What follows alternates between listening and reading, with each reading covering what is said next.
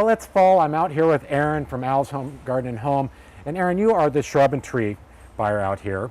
And we all hear that fall is a great time to transplant and plant things in our yard. And why is that? Well, hopefully we're done with some extreme temperatures that we saw this summer, and we'll have a little rain in the forecast to help us with watering. And it is just a great time of year. You still do get some root growth in the soil as long as it's above about 40, 45 degrees. Right, because coming off the summer, and things we may have planted this year, we may have found things that either kind of burned up or might not be in the quite right location. Yeah. So we can move those things, right? Exactly, yeah. If you have something that's maybe getting too much sun exposure, you need to get it to a little more shadier location, it's a great time to do that.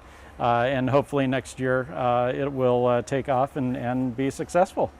So if we're doing that this time of year, we're planting or transplanting, what do we need to know for soil-wise? What should we be doing? Yeah, well, in the valley here we have a lot of clay soil, unfortunately. So I always recommend adding a lot of organic material, compost, and that kind of thing to the soil. Incorporate that in with the native soil to help those roots, give them some good structure to grow into and develop. And what about like a fertilizer or a root stimulator? Sure. I always recommend and really stand behind the Al's transplant fertilizer.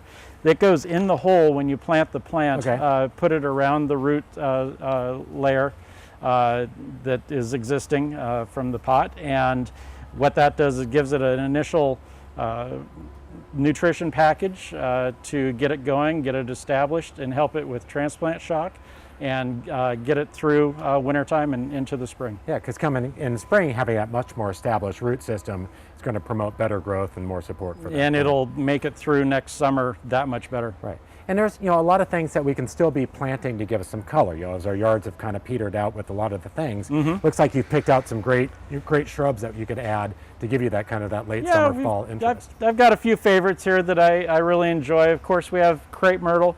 This variety here is Tonto.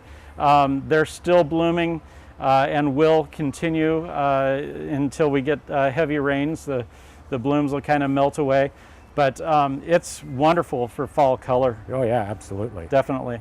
A couple different varieties. There's also a darker purple variety, that's Purple Magic, that is also a real winner as well. And then this is kind of a fun one. Looks like you got berries on it and some blooms. So what is this guy? Yeah, this is Hypericum, and the variety is Rosé. And as you can see, has a little yellow flower, and the berries form, and as they mature, they get kind of that rosé wine color. Right. So lots of different interests. When you have maybe a flower in the spring that turns into a berry. Right. And you have a couple others on the end of the table there. Yeah. So we also have Profusion Beautyberry. That's Callicarpa. It's an excellent deciduous shrub, green foliage through most of the season.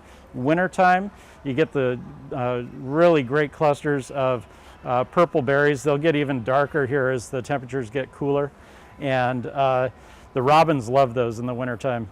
Yeah, especially after it drops all of its leaves, and then you're left with that just very, very vibrant. Yeah, it's a showstopper. Definitely. So now it sounds like it's a great time to to come down to Al's and pick out some of the shrubs to get in your yard, to do some transplanting. Pick up some fertilizer. So make sure you come down to Al's Garden and Home, talk to their knowledgeable staff about what you can be doing in your garden this time of year.